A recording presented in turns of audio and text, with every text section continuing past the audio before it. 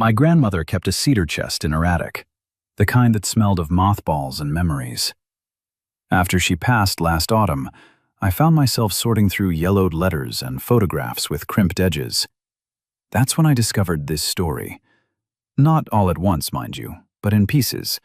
A receipt here, a journal entry there, a photograph of a plain woman standing beside a weathered rancher with eyes that had seen too much. What struck me most was a note on the back of that photograph, written in grandmother's careful Palmer script. Aunt Eliza, sent away as a cruel joke, found her fortune in Texas dust. 1,883. The more I dug, the more I understood that the best love stories aren't about beauty or passion. They're about two broken people who choose to build something whole. The woman stepping down from the train moved like she was walking to her own funeral, shoulders squared, chin up, but something dead in her eyes. Eliza Moore gripped her carpetbag with both hands, knuckles white against worn leather. The weight of it pulled at her shoulders, too heavy for what little she owned. Her sister's final joke, stones sewn into the lining. She'd discovered them changing trains in St. Louis, but had no scissors to cut them free. The Willow Creek platform stretched empty save for a blue tick hound sleeping in the shade and a man standing by a freight wagon that had seen better decades. Paint flaked off its sides like diseased bark, and baling wire held the left wheel to the axle. The man wasn't watching the train. He studied a paper in his hand, lips moving as he read. When he looked up, his eyes swept past her twice before stopping. The expression that crossed his face, like he'd bitten into spoiled meat but was too polite to spit, told her everything. "You Eliza Moore?" She nodded, throat too dry to speak. 3 days on trains, eating only what cost pennies, drinking water that tasted of rust and regret. "Good. Wagon's this way." Caleb Hart turned without offering to take her bag. Not cruel exactly, just practical, like a man conserving energy for necessary tasks. She dragged the weighted bag across warped boards that creaked with every step. The May heat pressed down like a flat iron, and she felt sweat pooling where her corset stays dug into flesh. The mustard-colored traveling dress, the one with permanent medicine stains from nursing mother through her last months, hung on her frame like a surrender flag. When Caleb reached for the bag to lift it into the wagon bed, his eyebrow rose at the weight. "Rocks?" My sister's idea of a farewell gift. Something shifted in his expression. Not sympathy. Men like him didn't waste energy on sympathy. Recognition, maybe. One person who'd been kicked recognizing another. He hefted the bag into the wagon with easy strength, then turned to offer his hand up. His palm was hard as horn, ridged with calluses that told stories of rope burns and tool handles, seasons of drought and plenty written in scar tissue. She placed her hand in his just long enough to gain the bench, then withdrew, tucking both hands into her lap like secrets. 7 miles. The advertisement had said 7 miles from town to the Hart Ranch. She counted landmarks as they rolled past. A lightning-struck mesquite twisted into the shape of agony. A dry creek bed scattered with white stones like exposed bones. Fence posts made from different woods, as if salvaged from other people's failures. Neither spoke for the first 3 miles. Not companionable silence. The careful quiet of two people measuring odds, calculating risks. "Your sisters," he said suddenly, making her flinch. "They the ones who answered my advertisement?" "Yes." "Why?" The blunt question deserved a blunt answer. "They thought it would be educational, for me to learn my place." "Which is?" "Gone." He made a sound that might have been a laugh, or might have been agreement. "I needed a wife who could work. Pretty wives expect pretty things. I need someone who expects work and weather, and not much else." "Then we understand each other." "Maybe." He glanced sideways at her. "Can you read, write, figure numbers?" I kept books for Father's store until it failed. Then for 2 merchants in Worcester until they decided an unmarried woman handling money made customers uncomfortable. Their loss. Matter of fact, attention back on the horses. My books are a disaster. Last woman I hired quit after 3 weeks. Said making sense of my receipts was like trying to teach catechism to chickens. Despite everything, her mouth twitched toward a smile, the first in weeks. I've never taught chickens, but I've balanced books kept by men who thought arithmetic was more suggestion than law. This time the sound was definitely almost a laugh. Then you'll fit right in. The ranch materialized from heat shimmer, like something born from stubbornness rather than planning. The main house sprawled in 3 different directions: wood siding on one part, limestone on another, adobe brick on what looked like the newest edition. Nothing matched, as if 3 different dreams had collided and decided to make the best of it. It's not pretty, Caleb said, defensive. Pretty is for people who can afford it. His hands tightened on the reins, but he said nothing more. As they rolled into the yard, she saw a small figure dart from barn to house, a flash of checked shirt and bare feet. Samuel, Caleb said, though she hadn't asked. My son, he's been watchful since his mother passed. 8 months, the advertisement had said. 8 months a widower. Fresh enough for grief, long enough for desperation. Caleb stopped the wagon beside the house, setting the brake with more force than necessary. He climbed down first, then stood beside the wagon, not offering help, waiting to see if she'd ask. She didn't. She gathered her skirts and climbed down herself, though her legs trembled from 3 days of travel and no proper food. Your room is on the left down the hall, he said. Mine is upstairs. Samuel sleeps in the lean-to off the kitchen. Your room, not our room. The relief that flooded through her was immediate and shameful both. Inside, the house told its story plain. A man trying to hold on to what a woman had made. Everything clean, but not quite right. Curtains hung straight, but sun-faded. Floors swept, but not mopped. The small things that said someone was trying, but didn't quite know how. Kitchen, he pointed. Parlor, your room. The room smelled of cedar and loneliness. A quilt on the bed. Double wedding ring pattern, some hopeful woman's masterpiece, covered a bed that would hold no wedding nights. On the washstand, a blue pitcher with a chip on the handle. Above it, a mirror with black spots where the silver had worn through. She set down her bag, and the stones thunked against the floor.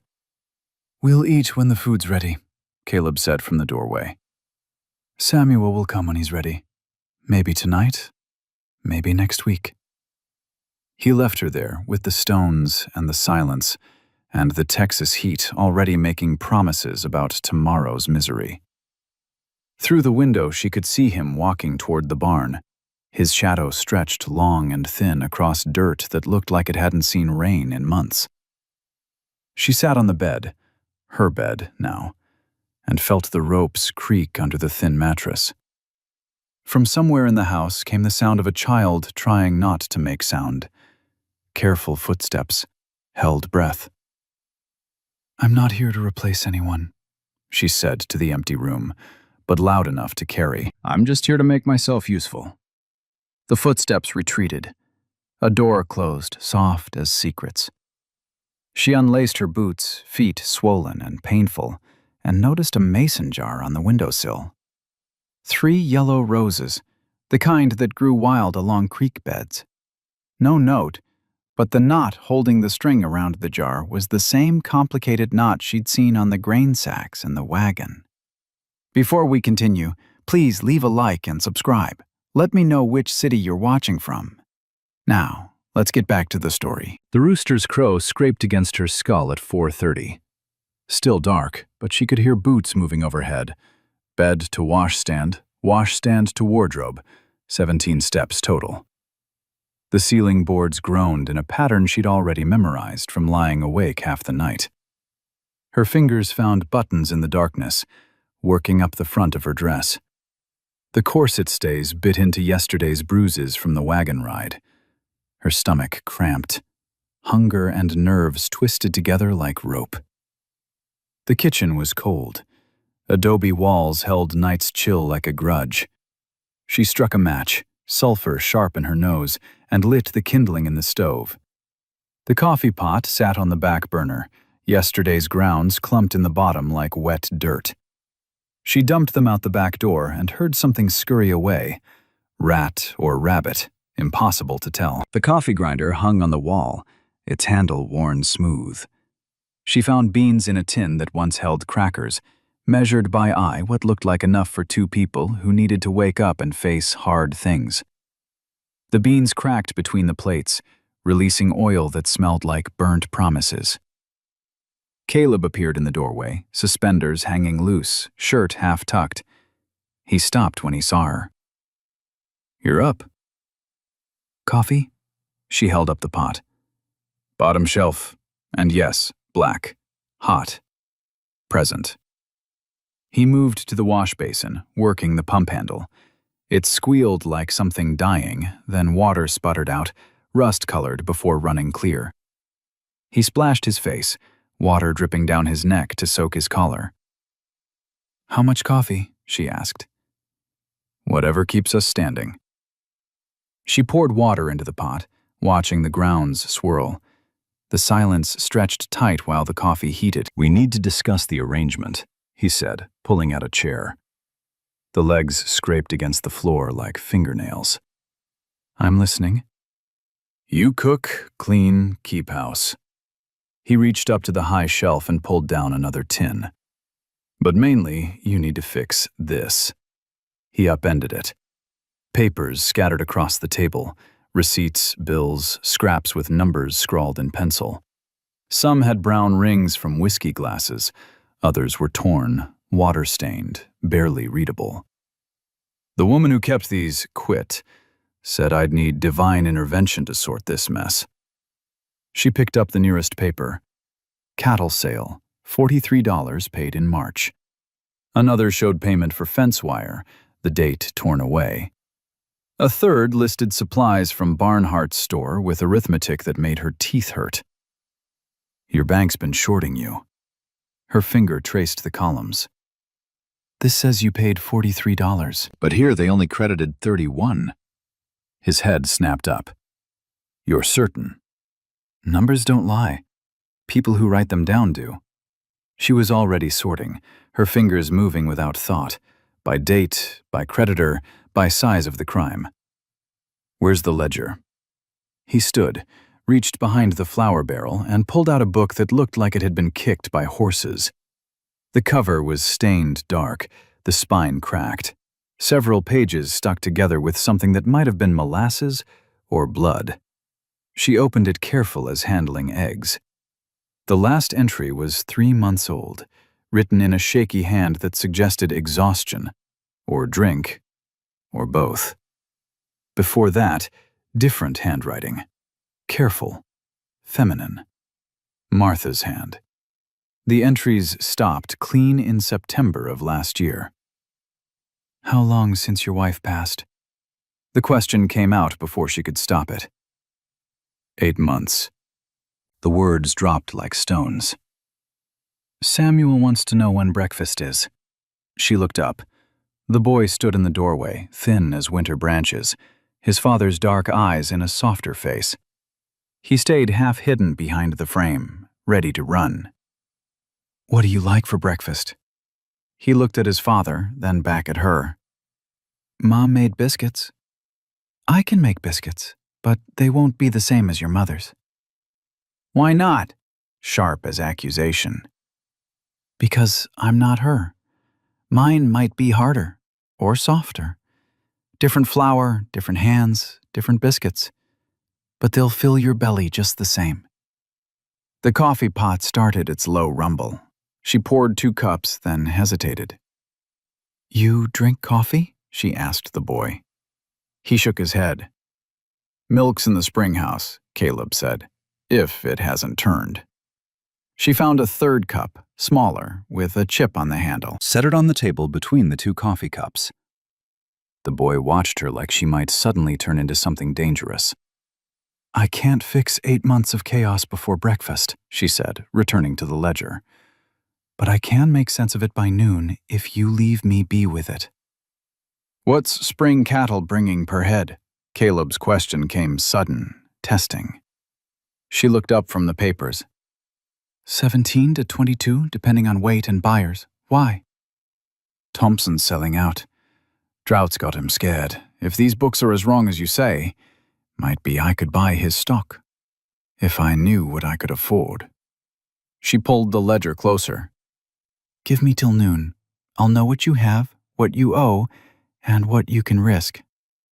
Samuel had crept closer, close enough that she could smell barn on him. Hay and horse and something sour. "You ain't pretty like Ma was." The boy's words hung in the air like smoke from burnt bacon. Samuel's chin jutted forward, waiting for tears or anger, probably what other women had given him. "No," Eliza said, turning back to the ledger. "I'm not." Caleb's coffee cup stopped halfway to his mouth. Samuel's eyes narrowed. "Most ladies get mad when you say that." "Most ladies have time to worry about such things." She dipped the pen in ink, testing the nib on scrap paper. "I have 6 months of arithmetic disasters to untangle before your father loses this ranch." Samuel edged closer.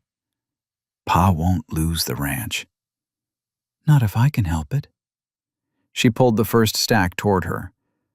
"But you'll need to find breakfast elsewhere.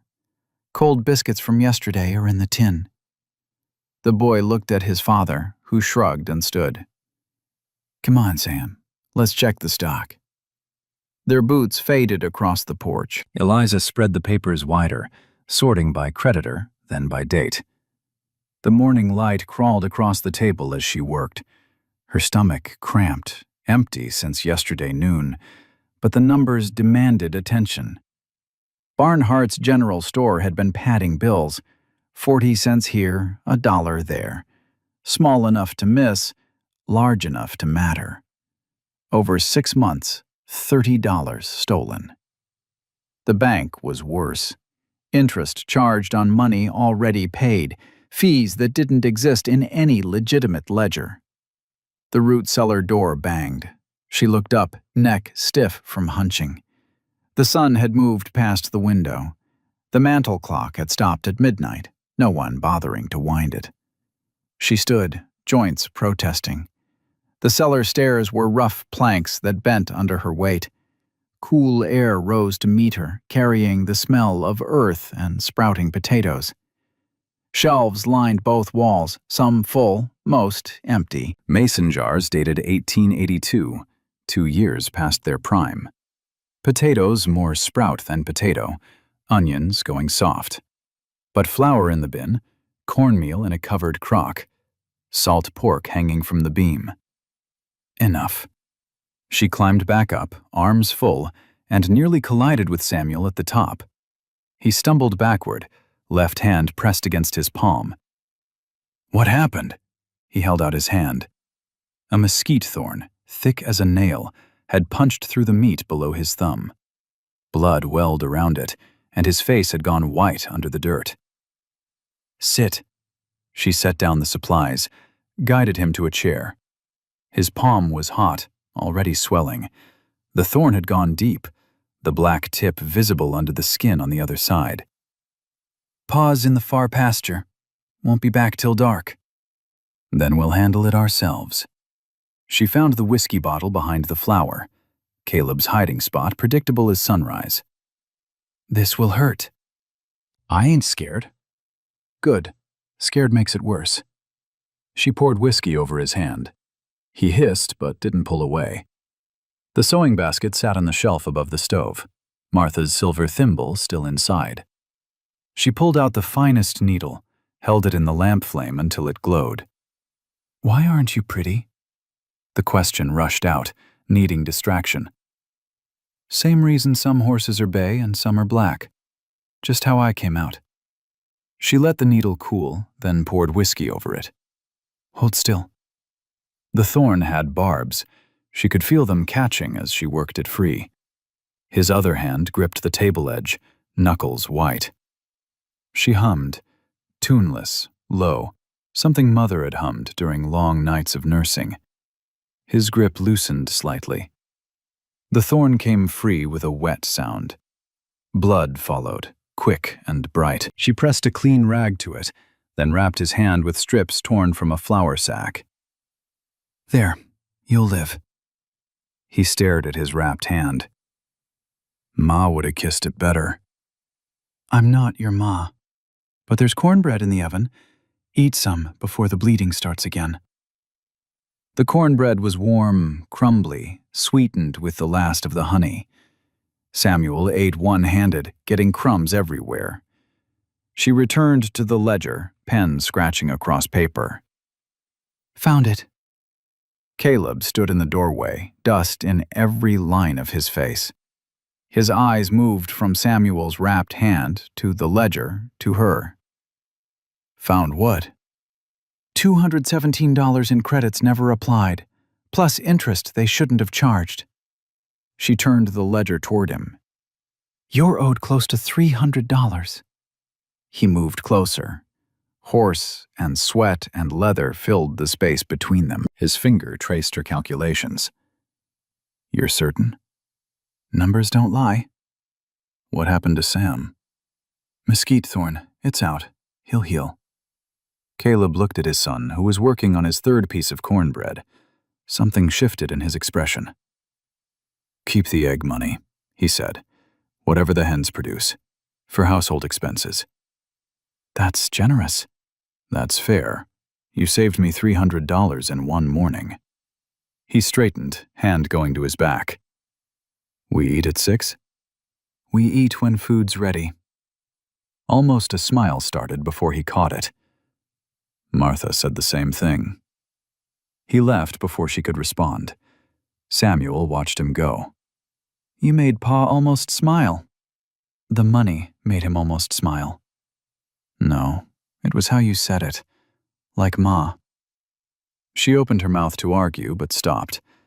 Through the window, Caleb stood at the pump, water streaming off his arms. The late sun caught the drops, turning them gold before they fell. Her fingers found the next receipt. Thompson's Ranch, selling stock at $12 a head, well below market. Below survival. Samuel, how many head does your father run? 500, maybe. Why? Quick calculations. Thompson's stock at that price, plus what Caleb could support, plus the recovered money.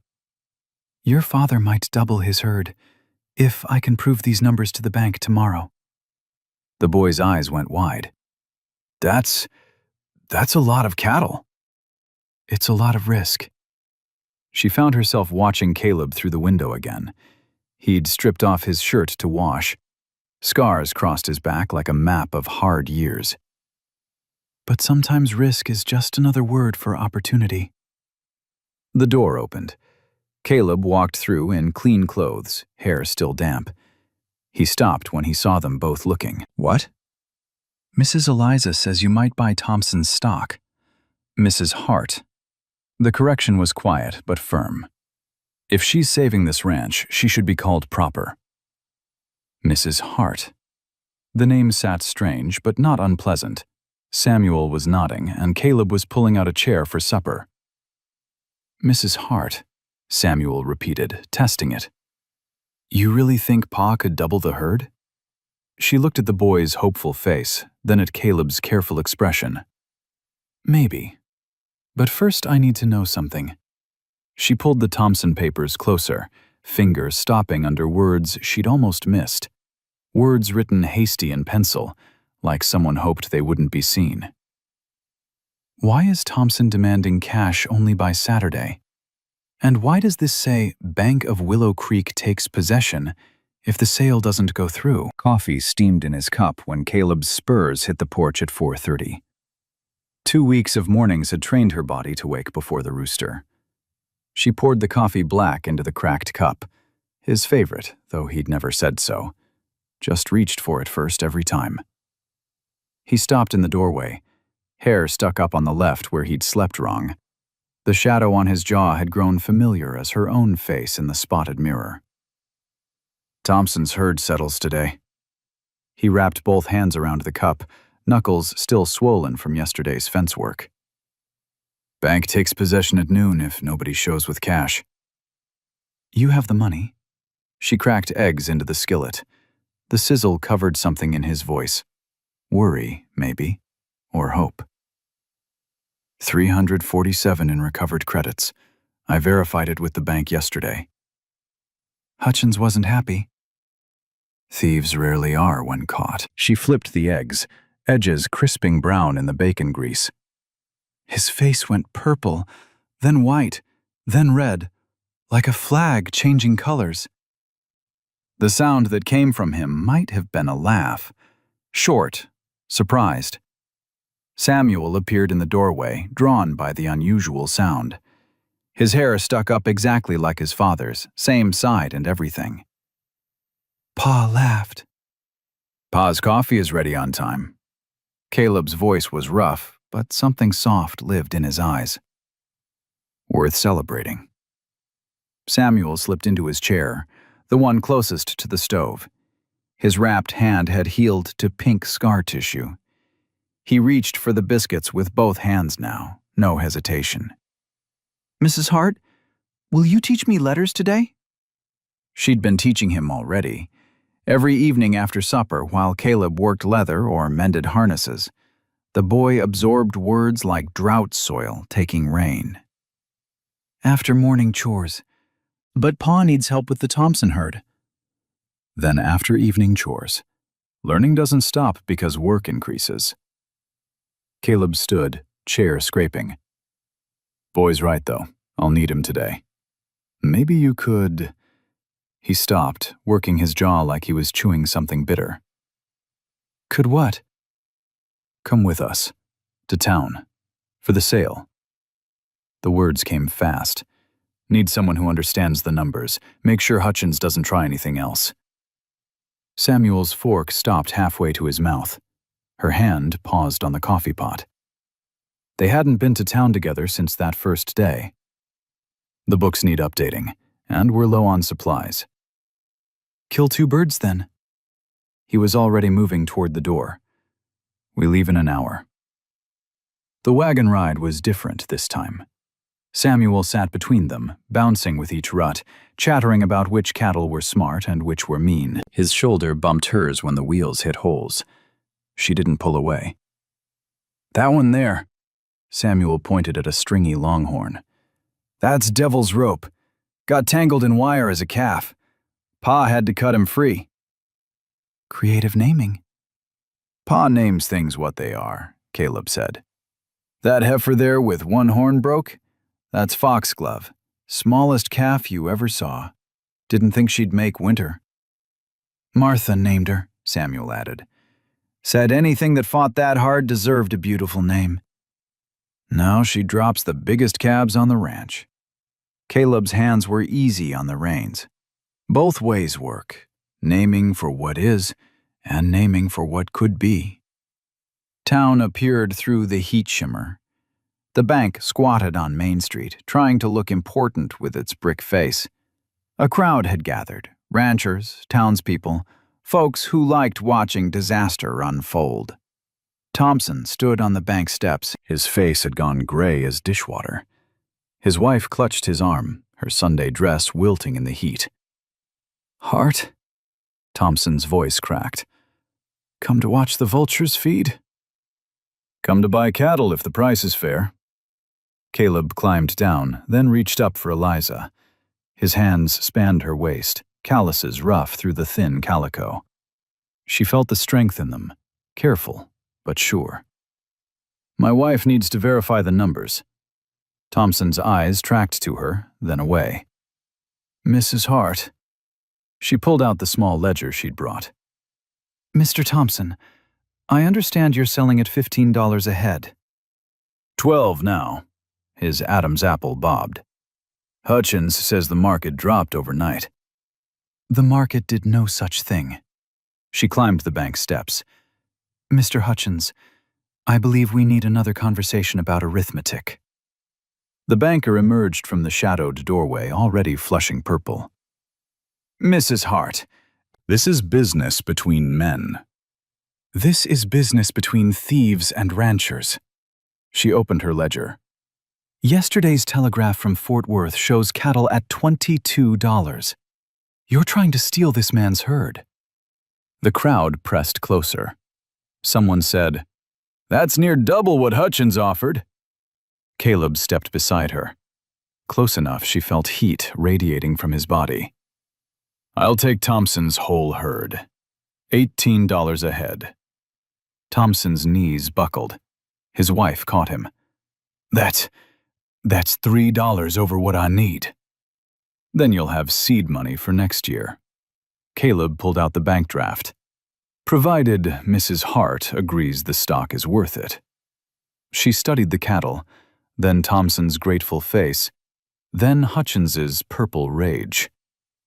I'll need to verify the count. 217 head, Thompson said quickly. I'll swear to it. No need for swearing. Quick calculations in her head. At $18, that's $3,906. Mr. Hart has $347 in recovered credits, plus, she looked at Caleb, plus $2,000 from the Army beef contract last fall, and the rest on promissory note. Thompson grabbed the papers like a drowning man grabbing rope. More than acceptable. Hutchins slammed back into the bank. Through the window, she saw him throwing papers. He'll make trouble, she said quietly. Let him try. Caleb's hand touched her elbow. Brief, light, but she felt it like a brand. We have better ammunition now. We? He looked down at her. For the first time since she'd arrived, his expression was completely open. Ranch wouldn't have made it without your books. That makes it we. The ride back was loud with Samuel's chatter about the cattle and how Hutchins looked ready to explode. The boy had wedged himself against her side, his trust unconscious as breathing. Mrs. Hart? His voice went quiet. Will you teach me to do numbers like that, so nobody can cheat us again? Every evening, after chores. Pa, too? She looked over Samuel's head at Caleb, who was pretending to watch the road. If he wants to learn. I know numbers. His protest was mild. Just don't know them the way you do. All lined up and proving things. Everything has patterns. Cattle prices follow rain patterns. Rain follows pressure patterns. Even people follow patterns. What pattern do I follow? Samuel asked. You follow the pattern of wondering. Every answer leads to 3 more questions. What pattern does Pa follow? Caleb's shoulders tensed. Your Pa follows the pattern of steady. Same things, same way, until he has reason to change. What pattern do you follow? The question hung between them like dust in sunlight. I follow the pattern of making myself useful. If I'm useful, I'm... She stopped. Safe, Caleb finished quietly. If you're useful, you're safe. Their eyes met over Samuel's head. Understanding passed between them. 2 people who'd learned the same hard lesson, different ways. Look, Samuel pointed ahead. The hands are already moving the herd. Dust rose from the cattle drive, golden in the afternoon sun. Through it, she could see the ranch. Their ranch now, she supposed. Mrs. Hart, Caleb said as they pulled into the yard. Tonight, after supper, I'd like to go over the books with you. All of them. Learn how you do what you do. That would be practical. He climbed down, then reached up for her. This time his hands lingered at her waist. Not long enough to be improper, just long enough to notice. Practical, he repeated, but something in his voice made the word mean more. Samuel had already run toward the corrals. Caleb followed, his long stride eating ground. She stood by the wagon, ledger clutched to her chest, watching them become silhouettes against the dust and sun. The kitchen was cool after the heat. She set the ledger on the table, pages falling open to today's calculations. The biggest purchase Caleb had ever made, based on her numbers, her word that it was sound. She reached for the coffee pot and found a folded paper beneath it. Her name in careful script, not Caleb's rough hand. Samuel's, each letter drawn with painful precision. Inside, wobbly writing, "Thank you for making Pa smile again." Her fingers traced the letters. Through the window, she could hear cattle lowing, men shouting, the organized chaos of success. She smoothed the paper, tucked it into her apron pocket. The root cellar door stood open. She moved to close it and stopped. There on the top step sat a mason jar filled with yellow roses, the kind that grew wild by the creek. No note, but she recognized the knot in the string, the same complicated knot Caleb used on everything. She picked up the jar, water sloshing. Through the window, she saw him directing cattle, hat pushed back, shirt dark with sweat. As if feeling her gaze, he turned. Across the distance, through dust and shimmer, he touched his hat brim, not tipping it, just acknowledgement. The roses smelled like Texas morning, wild and sweet and thorny all at once. She set them on the table beside the ledger. When she looked back, Samuel was running toward the house. He burst through the door. "Mrs. Hart, there's a rider coming fast from town!" She moved to the window. A lone figure rode hard enough to raise a dust trail. As the rider got closer, she recognized Thompson's oldest boy, face tight with panic. The boy didn't even dismount. "Mr. Hart? Mr. Hart!" Caleb jogged over from the corral. "It's Mr. Hutchins, sir. He's at our place with the sheriff. Says the sale weren't legal. Says he's taking the cattle back. Pa sent me to warn you. They're coming here next." The Methodist ladies stood at Barnhart's store entrance like crows on a fence line. Their whispers carried across Main Street's dust as Eliza climbed down from the wagon. Mrs. Dalton's purple silk bonnet had no business in Texas heat. Mrs. Hutchins's starched collar stayed white as accusation, despite the temperature. "That's her," Mrs. Dalton's voice pitched just loud enough to carry. "The mail order one." Samuel jumped from the wagon bed. "I'm getting penny candy." "2 pieces only." Eliza straightened her dress, the brown calico that hid dust and sweat stains well. "We have business at the bank first." Caleb tied the horses to the post, his movements sharp with contained anger. Jake Thompson's warning from 3 days ago still sat between them like a loaded rifle. "Ladies?" Caleb touched his hat brim as they passed. Mrs. Hutchins stepped forward, blocking their path. "Mr. Hart, how—" "Interesting to see your new arrangement in town." "My wife has business at the bank." The emphasis on wife was slight but unmistakable. "Yes, we've heard about her business." Mrs. Hutchins's smile could have curdled fresh milk. "Such unusual skills for a woman to possess." "Arithmetic isn't unusual," Eliza said. "It's simply rare to find it done honestly in certain establishments." The purple bonnet quivered.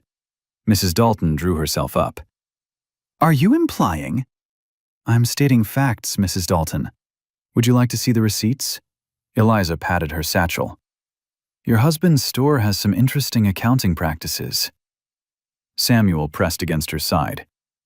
"Mrs. Hart makes the best cobbler in Texas." The boy's fierce declaration broke the tension. Even Mrs. Hutchins's mouth twitched. "Better than mine?" Mrs. Abernathy asked from behind them. The eldest of the church ladies, She walked with a cane, but her eyes were sharp as broken glass. "I won the county fair 3 years running." "You should taste it, Mrs. Abernathy," Samuel said. "She uses molasses and brown sugar both." "Expensive ingredients." The old woman studied Eliza. "Practical woman wouldn't waste both sweeteners." "Sometimes sweetness needs reinforcement when dealing with bitter situations." Mrs. Abernathy's laugh came harsh as a crow's call. "Well said. Hutchins is in his office. Saw him go in early, looking like he'd swallowed spoiled milk." The bank's door was heavy oak, with brass fixtures gone green with neglect. Inside, the temperature dropped 10 degrees. Paper and tobacco smell replaced dust and horses. Hutchins sat behind his desk like a toad on a rock, already flushing purple before they'd said a word. "Hart, expected you'd come." His eyes flicked to Eliza. "This is business between men. This is business between my ranch and your bank." Caleb pulled out a chair for Eliza, then remained standing behind her. "My wife handles our accounts." She opened her satchel, pulling out papers. Each stack landed on Hutchins's desk with precision. $347 in miscredited payments. First stack down. Verified against your own carbon copies. Hutchins's fingers twitched toward the papers. Clerical errors with your signature. Second stack. Thompson's cattle sale, legally documented with witnesses. Third stack. The promissory note, properly filed. Fourth. And this morning's telegraph from Austin. The banker's face drained from purple to fish belly white. "What telegraph?" "The one from the Territorial Banking Commission. Seems they're very interested in your creative arithmetic." Especially after receiving copies of these documents 3 days ago. Caleb's hand settled on her chair back. She felt his knuckles brush her shoulder blade through the thin fabric. "You can't prove anything." Hutchins's voice cracked. "Those documents could be forged." "By me? A simple woman who shouldn't understand business?" She pulled out the final paper. "This is your own clerk's testimony. Mr. Jeffers was quite eager to discuss your practices once he understood the commissioners were coming." The door opened. Sheriff Palmer entered, his star catching window light. Behind him, a man in a black suit that screamed government authority. "Mr. Hutchins." The suited man's voice was soft as snake scales. "I'm Inspector Wallace from the Territorial Banking Commission. We need to discuss your books." Hutchins stood so fast his chair scraped against the floor. "This is harassment." Hart's wife has been spreading lies. Mrs. Hart has been providing documentation. Wallace pulled out his own papers. Documentation that matches what we've found in 3 other banks you've had interest in. Samuel had been quiet, but now he tugged Eliza's sleeve. "Is Mr. Hutchins going to jail?" "That depends on Mr. Hutchins," Sheriff Palmer said. "Tom, I need you to open your vault. Inspector's orders." "I need my lawyer. You need to comply." Palmer's hand rested on his pistol, not threatening, just present. "Now." Hutchins moved toward the vault like a man walking to his own hanging. His hands shook working the combination. The tumblers clicked in the silence. "Mrs. Hart," Inspector Wallace turned to her. "Your documentation has been invaluable. The commission owes you a debt." "The commission owes my husband his money. All of it, with proper interest." "Of course." Wallace smiled, thin as paper. "Mr. Jeffers will be taking over bank operations immediately. I believe he has a check prepared." Jeffers, the nervous clerk who'd been hovering in the corner, stepped forward with trembling hands. $347, plus interest at legal rate. Total of $392.16. Caleb took the check, examined it, then handed it to Eliza. "Verify it." She studied the numbers, the signatures, the official seal. It's correct. Then we're done here. Caleb helped her stand, his hand at her elbow. Except for one thing. Everyone turned. Thompson's cattle. The sale was legal. If anyone tries to reverse it, they'll answer to the Territorial Commission. He looked at Wallace. That correct? Absolutely.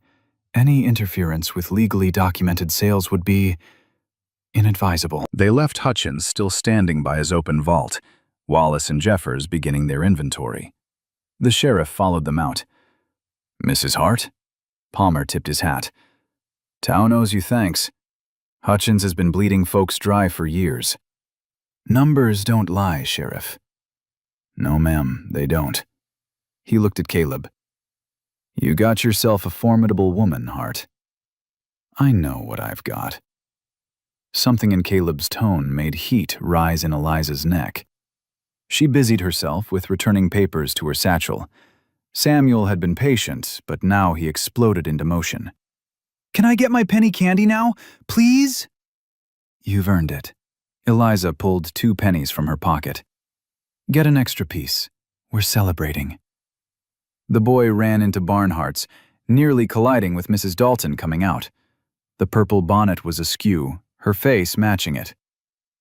My husband's store has nothing to do with the bank's troubles. Check your receipts, Mrs. Dalton, especially the fabric ones. You've been paying 30% over wholesale. The woman's mouth opened and closed. Behind her, Mrs. Abernathy cackled. About time someone taught these thieves arithmetic. The wagon waited in the sun. Caleb checked the harness while Eliza climbed up, not waiting for help. She'd learned to manage her skirts and the height. Samuel emerged with a paper bag clutched to his chest, red candy staining his mouth. Mr. Barnhart says his prices are dropping tomorrow. Says Mrs. Hart showed him the error of his ways. Mrs. Hart showed him the commission was coming for him next, Caleb muttered, but his eyes crinkled at the corners. The ride out of town felt different. People watched from doorways. Mr. Peterson from the feed store actually waved. Mrs. Abernathy stood on the church steps and raised her cane like a salute. They're looking at us, Samuel said around a mouthful of candy. They're looking at your Mrs. Hart, the woman who took down the biggest thief in the county with nothing but a ledger and a telegraph machine. And receipts, Eliza added. Never underestimate receipts. Samuel leaned against her arm, sticky fingers leaving prints on her sleeve. Will Mr. Hutchins really go to jail? That's for the commission to decide, but he won't be stealing from ranchers anymore. Good. He tried to steal Mr. Thompson's ranch. That ain't right. Isn't, she corrected automatically. And no, it isn't right. The road stretched ahead, heat making the distance dance. Caleb handled the reins loose and easy, shoulders relaxed for the first time in days. The check sat in his shirt pocket. She could see its outline through the fabric. That money, she said. It's enough to get through summer without selling stock. It's enough for more than that. He glanced sideways at her. Enough to fix the house proper. Maybe add that second well we've been discussing. We haven't discussed a second well. We're discussing it now. Unless the books wouldn't support it. Quick calculations in her head. With the cattle sale to the army in September, and if beef prices hold, we could afford the well and winter feed both. We. He said the word like he was tasting it. You keep saying we. You said it first, at the bank. So I did. The wagon wheels creaked in the quiet. Martha always said you and yours, never we, even at the end. Samuel had gone still between them. People say what they feel, she said carefully. Words follow the heart, even when the mind tries to direct them elsewhere. What's your heart directing, Mrs. Hart? Samuel's sticky fingers found hers, squeezing. My heart's directing me toward that second well. The practical location would be near the east pasture. Caleb laughed. Really laughed, rich and unexpected as summer rain. Practical. You're the most practical woman in Texas. Is that an insult or compliment? It's a fact, like your receipts. The ranch appeared through the dust. Not just a place she'd been sent to as punishment anymore. The cattle in the far pasture were theirs. The land stretching to the horizon was theirs. "Mrs. Hart," Samuel said, "there's another rider coming." From the east this time. The horse was lathered with sweat, the rider bent low. As they got closer, she recognized the bay mare from the Colson ranch. "That's Ben Colson," Caleb said, tensing. "His wife's pregnant, due any day." The rider pulled up hard, face tight with panic. "Mr. Hart, we need Mrs. Hart. Ma's baby's coming wrong and the midwife's drunk." Eliza's stomach dropped. "I'm not a midwife. You helped birth calves last week. Ma says any woman who can turn a breeched calf can help. Please, she's been laboring since yesterday." Caleb was already turning the wagon. "Samuel, run to the house. Get the medical box and clean linens." "Why the rifle, too?" Eliza grabbed the seat as the wagon lurched. "Comanche territory borders Colson's ranch. A woman screaming can bring curious visitors." He snapped the reins. "You really helped with those calves?" "I held the lantern while you worked." "You did more than that. You saw what needed doing." Samuel ran from the house with supplies. Caleb barely stopped before the boy threw everything in back and scrambled up. "I'm coming too." "No." "I can help." "I helped when the Hendricks baby came." Eliza looked at the boy's determined face. "He comes. We might need every hand." They heard the screaming before they saw the house. Long, ragged sounds that made the horses shy. The Colson cabin was small, 2 rooms with a lean-to. Children huddled on the porch. "Samuel, keep them outside," Eliza ordered, grabbing the medical box. Inside, the smell hit first. Sweat and blood and fear. Sarah Colson lay gray-faced on the rope bed. The midwife sat in the corner with a bottle. "The baby's stuck," Sarah gasped. Eliza washed to her elbows in the cold basin water. The baby was turned wrong. She could see it in how Sarah's belly sat. "How long since your water broke?" "This morning, maybe longer." Eliza's hands found the problem.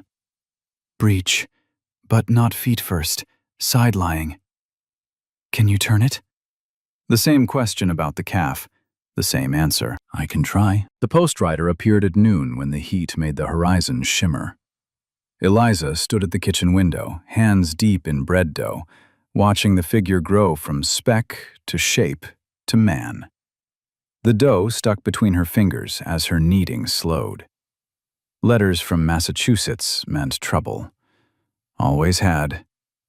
Samuel burst through the back door. "Rider coming. Maybe it's the army contract." "Maybe." She forced her hands back to work. The rider was close enough now to see leather saddlebags, sweat darkening his horse's flanks. Caleb emerged from the barn, wiping grease from his hands. He met the rider at the gate, took something, then stood there holding it while the man rode toward Thompson's place. Even from the kitchen, she could see how Caleb's shoulders changed as he looked at the envelope.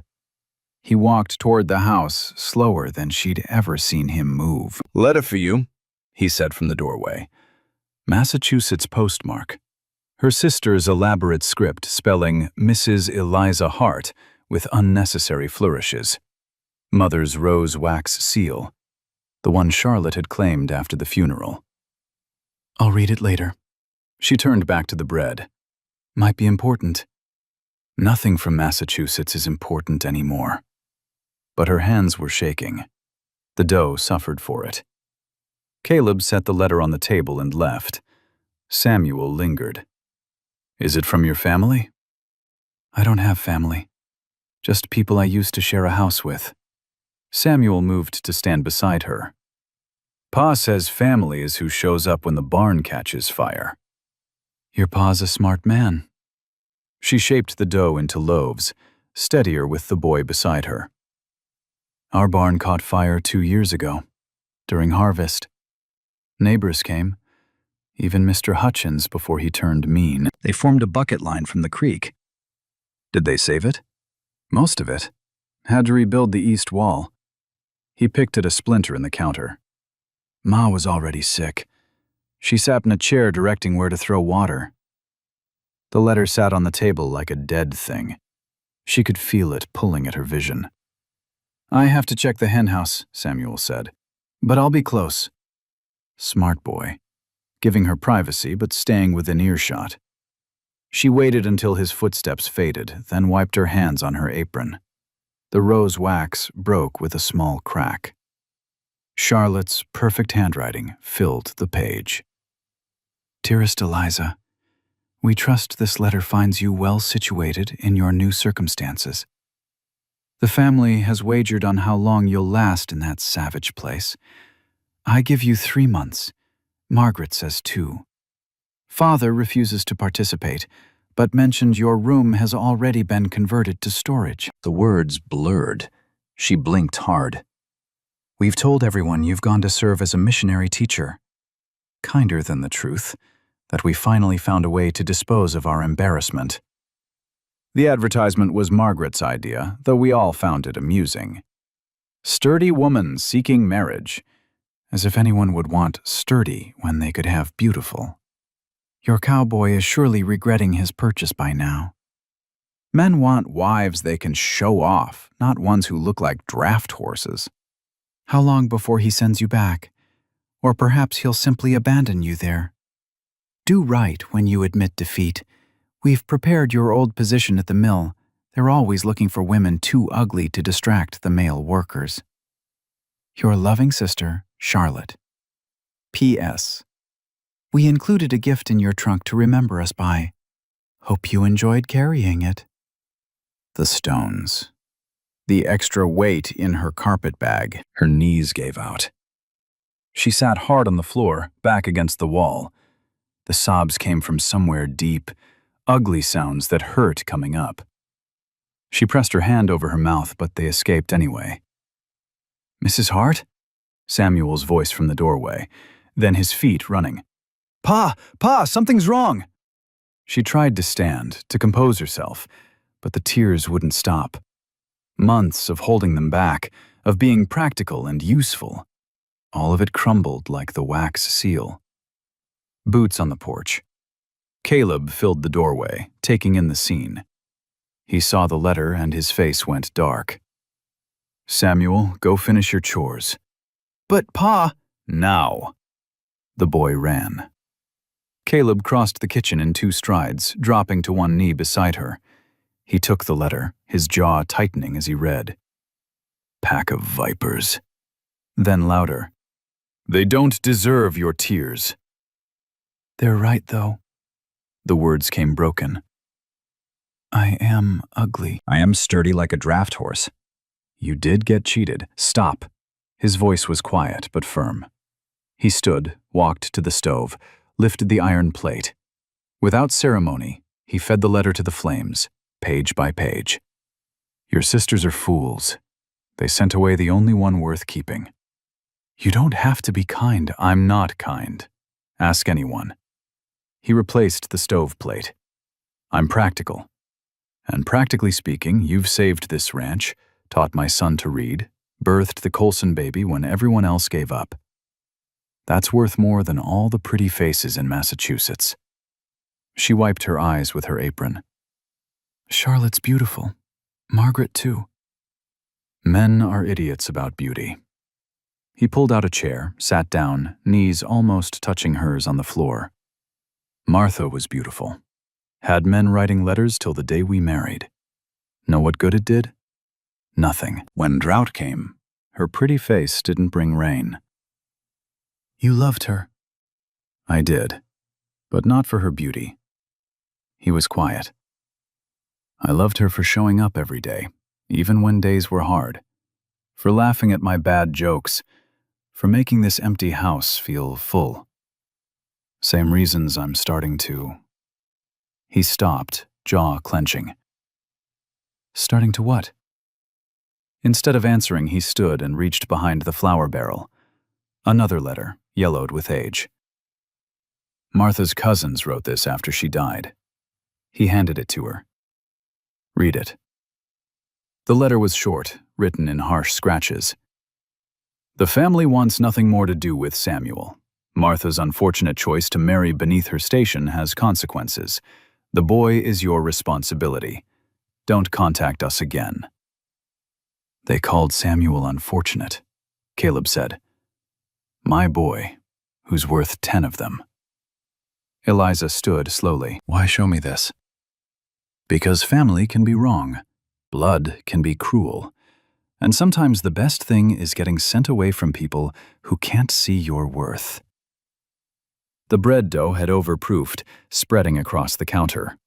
She began shaping it again. They were so cruel growing up. Every day reminders that I was the ugly one. Were they always beautiful? Always. Charlotte came out perfect as porcelain. Margaret, too. Then me. All angles and too tall, and hair that wouldn't curl. My ma used to say God makes some people beautiful and some people useful. He moved beside her at the counter. Guess which ones survived Texas? Despite everything, she almost smiled. Your mother sounds wise. She was mean as a rattlesnake and twice as tough. But she kept 6 kids alive through Indian raids and drought. Nobody wrote poems about her face, but they named a creek after her. Connie's Creek runs through our east pasture. What was her name? Constance. Samuel's middle name is Constantine, after her. Samuel Constantine Hart. She tested the name. Strong name. For a strong boy, who's probably listening at the door. Am not, Came from just outside. Come in then. These loaves need the oven. Samuel slipped inside, face worried. You were crying. Yes. Because of the letter? Yes. Pa burned it. Yes. The boy considered. Good. Things that make you cry should burn. He said it with such certainty that both adults looked at him. Ma used to cry over letters from her cousins. Pa burned those too. Caleb's hand settled on Samuel's shoulder. Your ma was wise about most things. She was wise about Mrs. Hart, too. The boy pulled something from his pocket, folded paper, worn soft. She wrote this before she died. Did to give it to whoever came next. Eliza's hands stilled. Caleb went very quiet. You never told me, he said carefully. Ma said wait until I was sure. Samuel held out the paper to Eliza. I'm sure now. Martha's shaky handwriting filled the page. To the woman who comes after. He won't say it, but he needs you. Not for cooking or cleaning. He can manage. He needs someone who sees him clear and chooses to stay anyway. The boy needs a mother who'll love him for himself, not as my echo. This ranch needs someone practical enough to save it. Be patient with them. They show love sideways, through fixed fences and coffee ready at dawn. Don't try to be me. Be yourself. Martha Hart. The kitchen went silent except for fire crackling in the stove. She knew she was dying, Caleb said roughly. Spent her last weeks writing letters. She loved you both very much. She was practical about love. Said feelings were nice, but actions mattered. He took the bread pans from her. Like making bread when you're sad. Or teaching a boy letters when exhausted. Or saving a ranch with arithmetic and courage. Samuel pressed against her side. Will you write your sisters back? No. Good. We're your family now. Simple as stating weather. Caleb slid bread into the oven, heat washing over them. Boy's right. You're ours now. If they want you back, they'll have to fight us. I'm not worth fighting over. Mrs. Hart, you're worth an entire war. The intensity made her step back. Her heel caught a loose board. His hands caught her waist, steadying her. For a moment they stood frozen, his hands spanning her waist easily, calluses rough through thin calico. Pa? Samuel said urgently. Another rider coming. From the west. Caleb's hands dropped. He moved to the window, tensing. That's Joe Martinez from the Circle J, riding hard. The rider pulled up in a cloud of dust, horse blowing hard. Hart! We need help! Drought's got the Morrison place bad. Their well's gone dry and cattle are dropping. The grass crunched under Eliza's boots like broken glass. 4 weeks without rain had turned the pasture brittle brown. Each step raised dust that hung in the still air. The thermometer on the porch had read 98 at dawn. Now, past noon, the mercury had climbed beyond its measuring. She carried 2 buckets from the well, shoulders burning from the weight. The vegetable garden was dying despite her efforts. Tomato plants withered to skeleton stems, squash leaves curled like fists. Only the mesquite and prickly pear seemed unaffected. Through the kitchen window, she could see Caleb bent over the ledger she'd prepared. His shirt was soaked through, clinging to his back. Samuel sat beside him, practicing numbers on a slate, tongue poking out in concentration. Mrs. Hart, Samuel called through the window. Pa wants to know about the water rights. She set down the buckets, palms raw from rope handles, and went inside. The adobe walls kept it marginally cooler. What about water rights? She looked over Caleb's shoulder. Thompson's selling. His finger traced the figures. Lost 40 head this week. Says he can't make it to September. 40 head? Quick calculations. That's $800 lost. More than money. It's his whole year's increase. Caleb leaned back, chair creaking. He's selling for $12 a head, 3 below our rock bottom.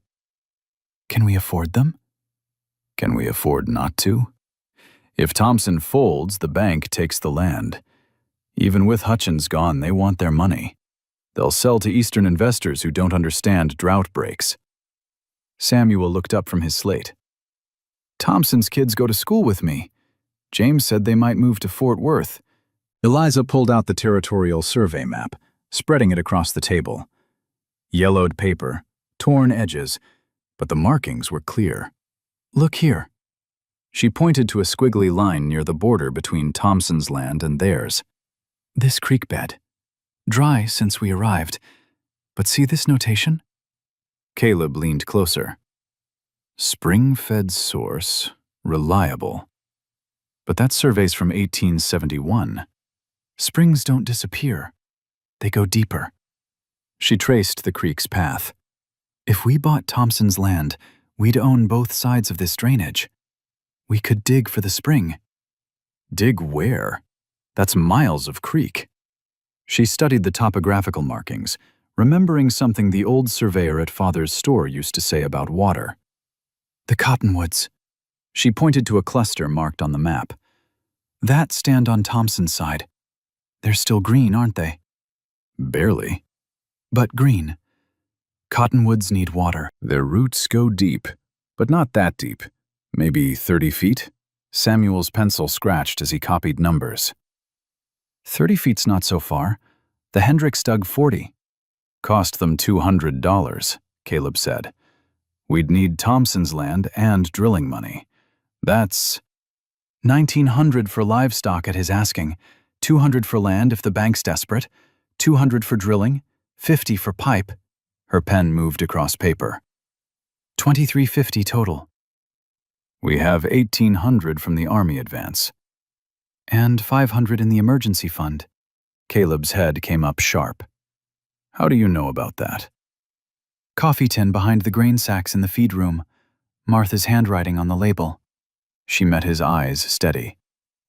I do inventory, remember? Something shifted in his expression, surprise mixing with what might have been respect. That's for absolute disaster. This is disaster. Just the slow kind. She pulled out the receipt book. We're spending $12 weekly on hauled water. In 6 weeks, that's more than failed drilling costs. If we fail, we lose everything. If we don't try, we lose everything anyway. Just slower. The kitchen went quiet except for a fly buzzing against the window. Sweat trickled down her back, making her dress stick. You really think there's water? Caleb's voice was careful. Those cottonwoods know something. She stood, moving to the water bucket. Thompson's giving up 3 feet from gold. Samuel piped up. Ma used to say God puts answers in plain sight.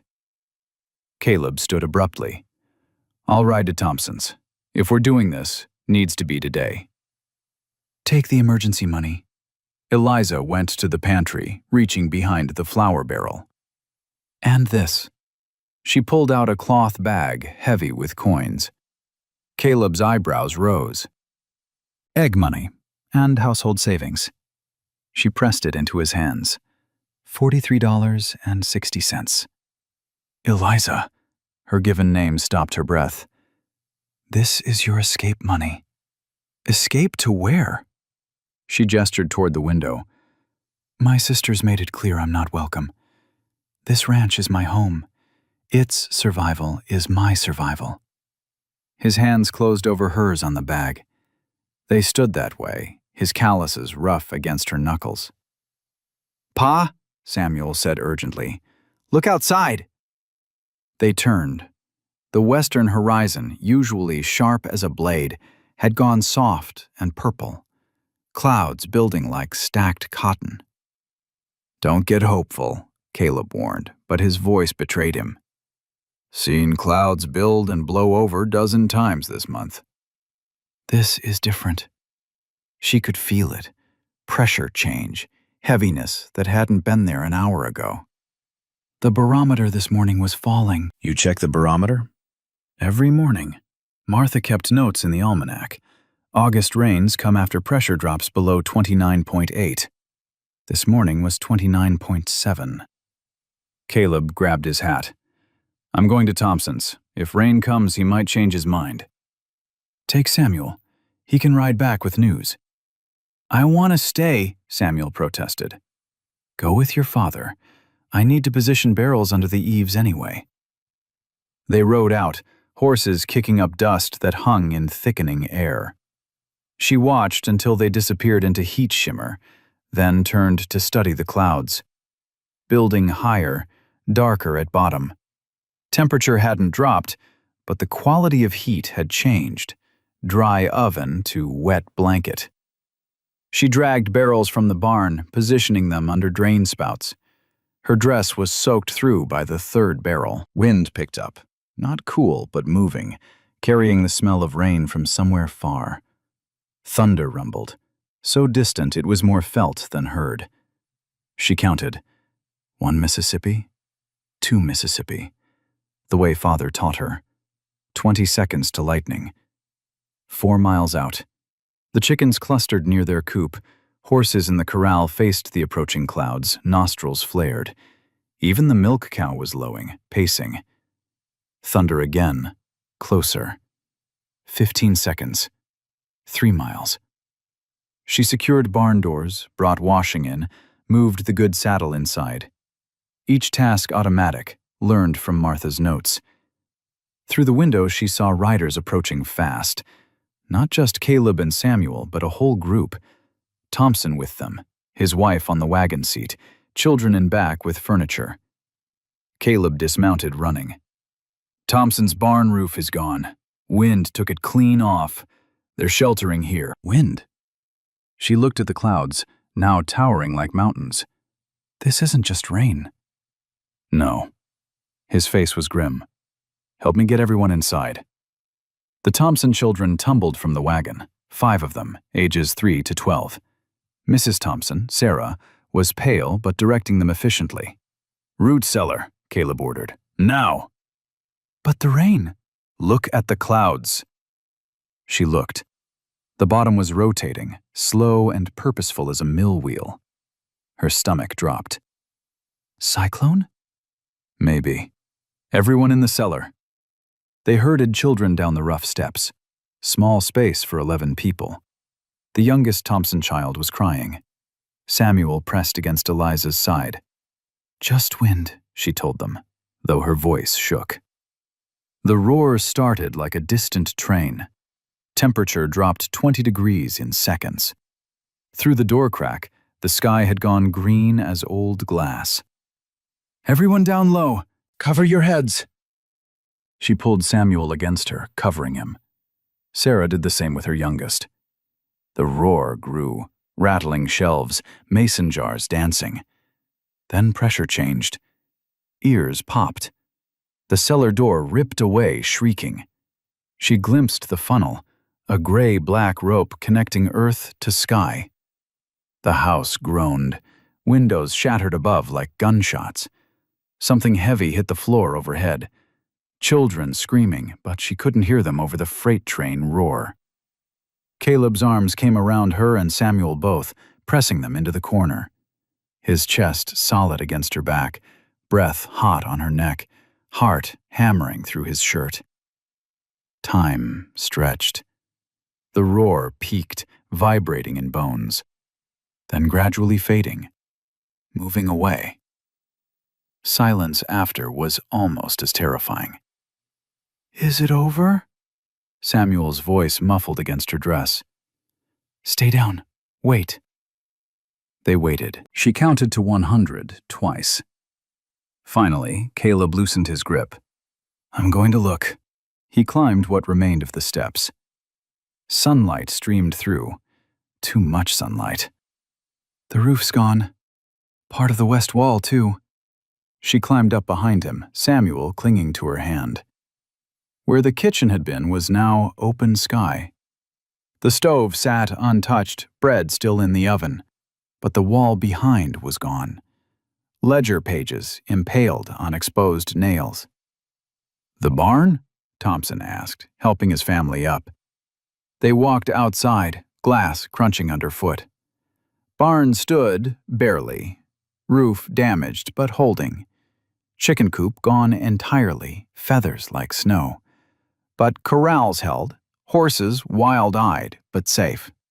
"Look!" Samuel pointed west. The funnel was visible in distance, moving away across the plain.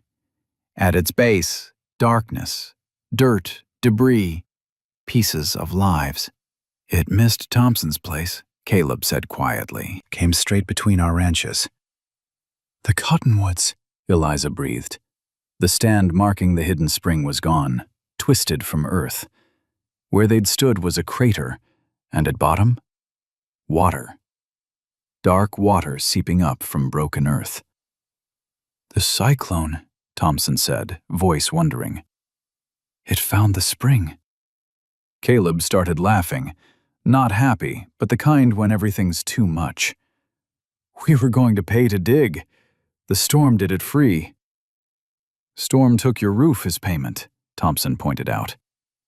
"Roof can be rebuilt, but water means survival." They stood at crater's edge looking down. Water muddy but real, filling the depression steadily. The cyclone had twisted through rock and soil to the aquifer below. "It's on the property line," Thompson observed, "right between our lands." "Then we share it. Both ranches, equal access." Thompson held out his hand. "Deal." They shook. Two dust-covered men over a cyclone's gift. "Mrs. Hart," Sarah Thompson said, "you're bleeding." Eliza looked down. Her arm was cut, elbow to wrist, blood soaking the sleeve. She hadn't felt it. "It's not deep." The edges of her vision went gray. Ground tilted. Caleb caught her before she fell. "Easy now." "I'm not weak," she mumbled against his shirt. "No. You're the strongest woman in Texas. but even strong women need stitching. He carried her toward what remained of the house, Samuel running ahead for the medical box. Through graying vision, she saw something that stopped her heart. A rider on the horizon, coming fast from town, waving something. Caleb, she tried to warn. I see him. That's Jeffers from the bank. The rider grew closer, white-faced with urgency. Mr. Hart, thank God you're alive. The cyclone, we saw from town, but that's not why I'm here. He swung down, telegram clutched in his fist. From Austin, the Territorial Banking Commission. He thrust the paper at Caleb. They're seizing the bank. Today. All loans frozen pending investigation. Caleb read quickly, his face changing. Eliza, your arithmetic, your report. They found fraud going back 10 years. Every loan Hutchins made is being reviewed. Which means? We don't owe anything. None of us. Not until investigation's done. He looked at Thompson. Your ranch is safe. Thompson sat hard in the dirt. Sarah was crying. But Jeffers wasn't done. There's more. Mrs. Hart, the commission wants you. They want to hire you as investigator, full salary, travel expenses, checking banks all over the territory. The world went quiet. Even wind stopped. They want me to leave? Her voice came out small. They want you to help catch men like Hutchins. Would mean traveling. Gone for weeks. She looked at Caleb, searching his face. His expression was carefully blank. Good opportunity, he said quietly. Respectable work, good pay. Is it? Samuel pressed against her uninjured side. You can't go. You're family now. Families sometimes make hard choices, Caleb said, but his hand was tight on her shoulder. The telegram fluttered in wind. Everything changed in an hour. Cyclone, spring, bank, and now this. An offer of escape just when she'd given away her escape money. When do they need an answer? Jeffers checked. By tomorrow noon. Representative coming on afternoon train. Tomorrow to decide between the life she'd built and a life where she'd matter beyond one ranch. Mrs. Hart needs medical attention, Caleb said firmly. But as he helped her inside, she caught his expression when he thought she wasn't looking. Fear. Raw and real as the cyclone. He was afraid she'd leave. The new pump handle squealed like rusted hinges, but water flowed clear and cold. Eliza worked it steady, her arm still tender where the cyclone's gift had marked her 6 weeks ago. The scar ran pink from elbow to wrist, what Sarah Thompson called her storm stripe. 47 feet. That's how deep they'd had to dig to reach the spring the tornado revealed. The crater showed them where, but getting clean water had taken every spare dollar and 3 weeks of round-the-clock work. Pressure's holding, Samuel called from the storage tank. 3/4 full. The boy had grown 2 inches since spring, his pants showing ankle even after she'd let the hem down twice. He moved different now, sure of himself, belonging to the land instead of just living on it. Caleb emerged from the new pump house, wrench in hand, grease streaking his jaw. September sun caught the silver starting at his temples. Flow rate steady. Tank should fill by noon. He wiped his hands on a rag that only spread the grease. Then we can open the irrigation channels. Thompson's crew is ready on their side. She released the pump handle, flexing her fingers. 30 head waiting for water. We've got 50. He moved beside her, looking at the channels they'd dug.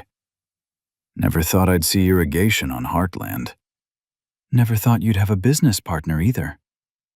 Lots of things I never thought. Weight in his voice she couldn't read. Horses approaching from the north. 5 riders. Ben Colson led them, his wife's baby in a sling across his chest. Hart! Mrs. Hart! Heard the water's flowing? As of this morning? Pride straightened Caleb's shoulders. Spring-fed, like the survey said. What'll it cost for access? Hendricks stayed mounted, doubt clear as sunburn. Same as Thompson, Eliza said. $1 per head monthly for water rights. Half price if you help maintain channels. $1's steep. Dying's steeper. She pulled out her ledger from the pump house. I can show you the breakdown. No need, Mrs. Hart. Coulson shifted the baby, who was starting to fuss. We trust your numbers. The baby's cry grew louder. Without thinking, Eliza reached out. May I? Coulson passed Emily over, the infant born that terrible night in their kitchen. The baby settled against Eliza's shoulder, tiny fingers catching her collar. She remembers you, Sarah Coulson said, riding up beside her husband. You were first to hold her. She was eager to arrive. Eliza swayed slightly, the motion automatic. Weren't you, little one? Caleb watched her hold the baby, something unreadable crossing his face. Samuel had wandered over, peering at Emily's scrunched face. She's still ugly, the boy announced, but better than before. Samuel Hart. What? She was purple and screaming. Now she's pink and quiet. That's improvement. The adults laughed, tension breaking. Even Hendricks's doubt eased. We'll take the deal, Hendricks said. When do we start? Tomorrow. Caleb pointed to the channels. Need to extend them 1/4 mile to reach your property. The men discussed logistics while Eliza handed Emily back and moved to shade, making notes in her ledger. Income from water rights, maintenance expenses, projected profits. The telegram from Austin sat folded in her apron pocket where it had lived 6 weeks. The commission's offer, withdrawn once, renewed twice, each time with higher salary. Latest arrived yesterday by special courier. Positions still available. Salary increased to $100 monthly. Response required by September 30th. Tomorrow. She had until tomorrow. Mrs. Hart? Sarah Coulson stood beside her, Emily sleeping in the sling. Might I speak privately? They walked toward the house, or what was now the house. Cyclone damage repaired with neighbors' help. New tin roof instead of wood, adobe wall where kitchen had been. Different, but same. I wanted to thank you again. For Emily. Sarah's voice was soft. If you hadn't been there, any woman would have. No. I've had 3 babies before Emily. I know the difference between helping and saving. You saved us both. They sat on the new porch steps, wood still smelling of sawdust. Then told me about the commission's offer. Whole county knows. News travels. As does speculation. Some say you'd be foolish not to take it. Others say you'd be foolish to leave what you've built. What do you say? Sarah watched dust devils dance across the yard. I say only you know what you're really choosing between. A career or a ranch? A life alone or a life witnessed. Sarah's hand found hers. I've watched you these months, Eliza. You've changed everything you touch. But you've also been changed. You smile now. Real smiles. The ranch needed. I'm not talking about the ranch. I'm talking about how Caleb looks at you when he thinks nobody's watching. How Samuel calls you my Mrs. Hart to other children. How you look at them like they're water in drought. Eliza's throat tightened. It's complicated. Love always is. We haven't. Men like Caleb Hart don't speak feelings. They show them through fixed roofs and protected time for books and yellow roses from his mother's hidden garden. You knew about the roses? Everyone knows. He tended that garden 8 months since Martha passed. Never picked a bloom until you arrived. Through the window, Caleb and Samuel sat at the kitchen table, heads bent over arithmetic homework. Late afternoon sun slanted across them, turning ordinary into gold. "The commission offer is generous," Eliza said. "It is, but my grandmother said women spend whole lives being told what's valuable. Beauty, money, position. But value is what you can't bear to lose." Sarah left, walking back to where men debated pipe placement. Eliza remained on steps, watching sun drop toward horizon. "You're going to leave." Samuel's voice made her jump. He stood in doorway, face tight with held tears. "Samuel, the commission letter—" I saw it. Pa saw it too. Pretends he didn't, but he did. It's a good opportunity.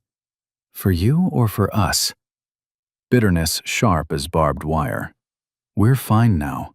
Got water, cattle gaining, army contract secure. Don't need you anymore." The words landed like slaps. "Is that what you think? I'm only here because you needed me, aren't you?" He picked at a splinter.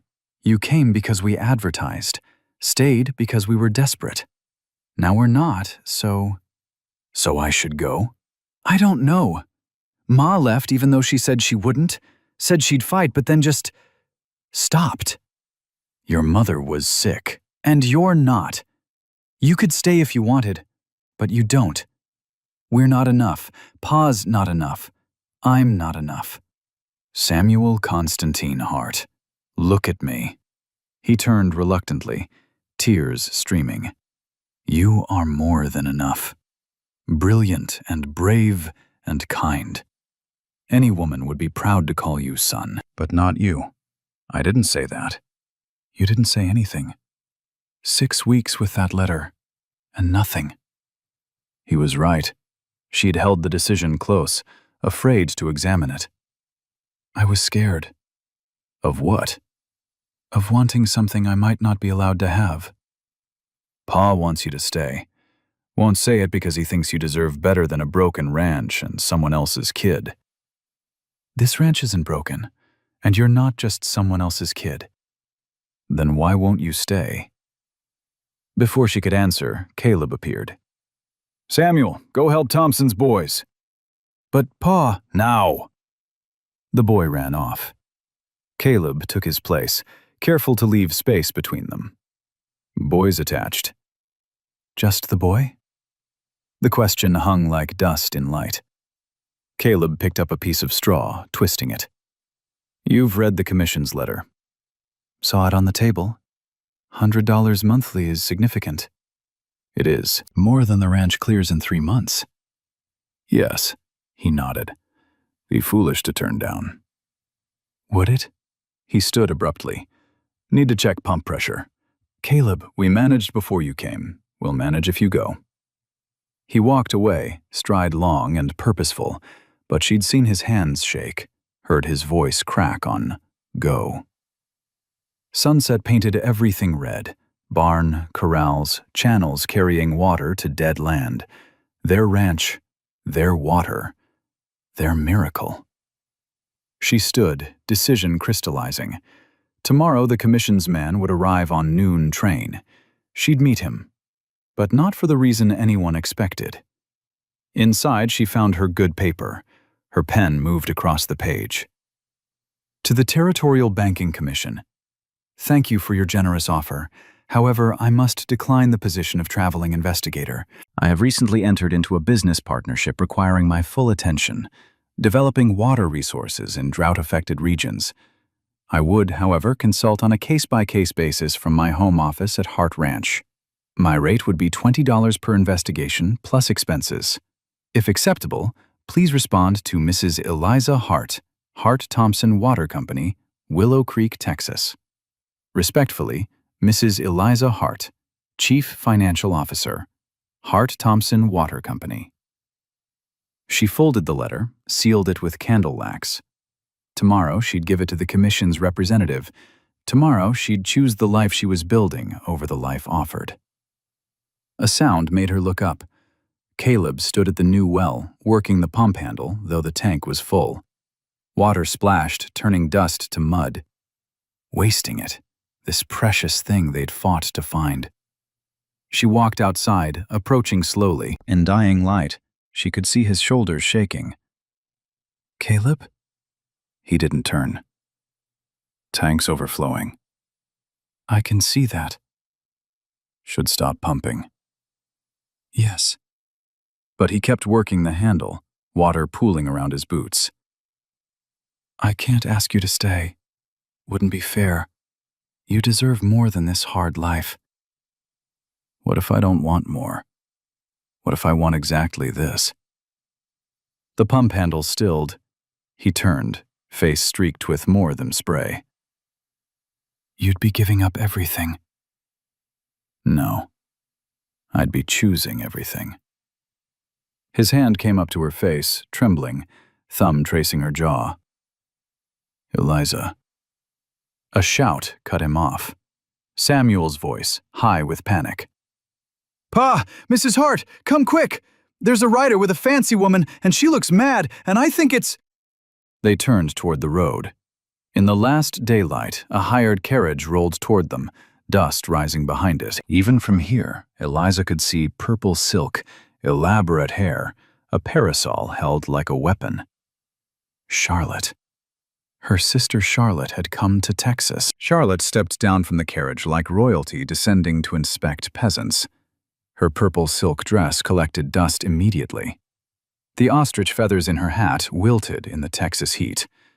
Her French perfume fought a losing battle with the smell of cattle and fresh-turned earth. Eliza. She said the name like spitting out something rotten. What have you done to yourself? Eliza looked down at her work dress, brown calico, patches at the elbows, hem stained with mud from the irrigation channels. Her hands were rough, nails broken, a fresh blister on her palm from the pump. She looked exactly like what she was, a ranchwoman who'd spent the day working. Charlotte, why are you here? To save you from this? Charlotte gestured at everything. Ranch, corrals, half-repaired barn. This mistake. Samuel pressed against Eliza's side, his hand finding hers. Caleb moved to stand behind them, not touching, but close enough she felt heat from his body. Ma'am. Caleb's voice was polite ice. It's near dark. There's a hotel in town. Charlotte's nose wrinkled. I'm not staying in some frontier establishment. I've come to collect my sister. I'm not a parcel to be collected. No, you're a family embarrassment who's gone too far. Charlotte pulled a letter from her reticule. Father's dead. The words landed like stones in water. Eliza felt nothing, then everything, then nothing again. When? 6 weeks ago. Heart failure. The estate is being divided. Charlotte's smile was sharp glass. You're not in the will, of course. He struck you out when you left. But Margaret and I have decided to give you another chance. Another chance at what? At a proper life. There's a position at the Lowell Mills, night shift supervisor. The workers are mostly Irish. Nobody you'd need to impress. Room and board included. Respectable work for someone of your limitations. Samuel made a sound like an angry cat. Eliza tightened her grip on his hand. That's generous, but I have work here. Charlotte laughed, tinkling sound that belonged in Boston parlors, not Texas dirt. Work? You call this work? Playing house with some widower and his brat? Watch your tongue. Caleb's voice dropped dangerous. Charlotte finally noticed him, eyes traveling from dusty boots to weathered face. You must be the cowboy who answered our advertisement. Should thank you for taking her off our hands, even temporarily. Your advertisement was for a wife. I got one. Best bargain I ever made. Bargain? Her eyebrows rose. How romantic. Though I suppose romance is too much to expect when one looks like... She gestured at Eliza. Like what? Samuel pulled free, stepping forward. Like someone who saved our ranch? Like someone who birthed the Colson baby? Like someone who makes the best cornbread in Texas and teaches me letters and fixed Pa's books and found us water? Samuel, Eliza reached for him, but he dodged. No, she's mean and wrong, and I won't let her. He turned to Charlotte, small body rigid with fury. You sent her away because you're jealous. Charlotte stepped back. Jealous? Of what? Of her being smart and brave and good. You're pretty, but you're mean, and that makes you ugly inside. Samuel, enough. Caleb's hand settled on the boy's shoulder, but his eyes stayed on Charlotte. Boy's right, though. You came all this way to insult my wife in my yard. Bold for someone who needs hired transport. Charlotte flushed.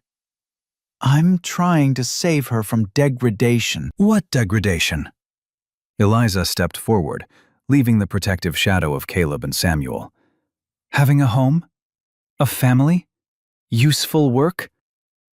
This isn't family. It's a business arrangement. All families are arrangements. Some arranged by blood, some by choice. I choose this one. You can't be serious. Look at this place.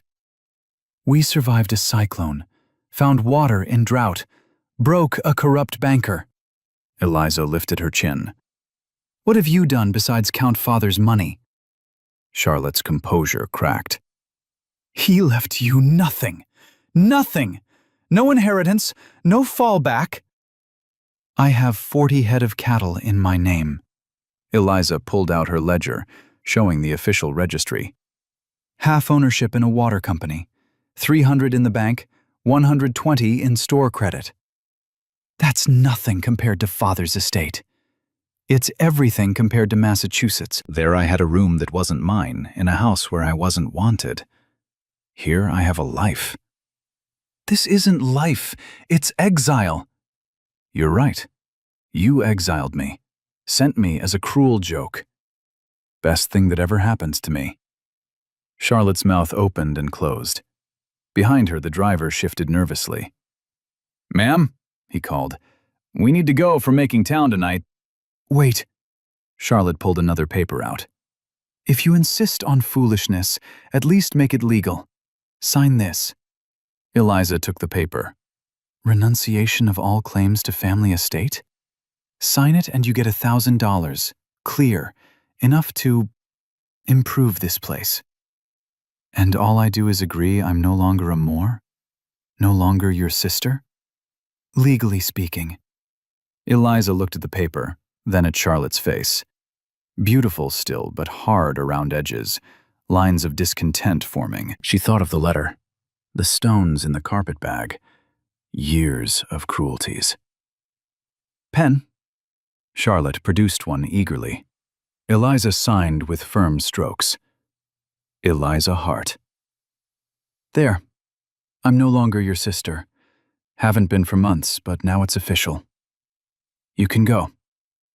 The money will come to Willow Creek Bank within the month. Charlotte climbed back into the carriage, movements sharp. I won't offer again. This is your last chance to come home. I am home.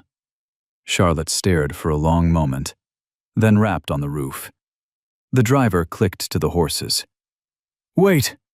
Samuel ran after the carriage. You forgot something. Charlotte leaned out. What? To say goodbye. To wish her well. To be happy she's happy. That's what family does. The carriage didn't slow. Charlotte disappeared inside, and soon even dust settled. Samuel walked back, shoulders slumped. She didn't even say goodbye. No. Eliza knelt, pulling in close. But we said goodbye long ago. We just didn't know it. The boy buried his face in her shoulder, shaking, not crying, just angry. She's stupid. She's unhappy. Unhappy people do stupid things. Are you unhappy? She pulled back to look at his face. No. I'm exactly where I want to be. Promise? Promise. Caleb cleared his throat. They turned to him. Stars were beginning to show. The lamp in the kitchen cast golden squares on dirt. Inside, both of you. Supper's getting cold.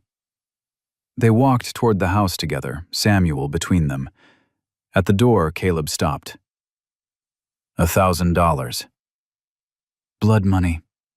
Payment for disappearing. Could do a lot with it. Fix the barn. Buy more stock. Maybe... He paused. Maybe build an addition. Another bedroom. For children. Her breath caught. Whose children? He turned to face her fully. In lamplight, she could see his face clear.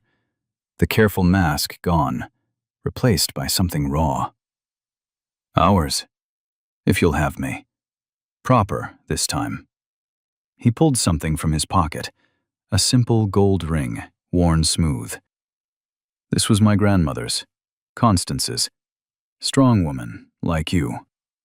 Samuel was vibrating with excitement. Are you proposing?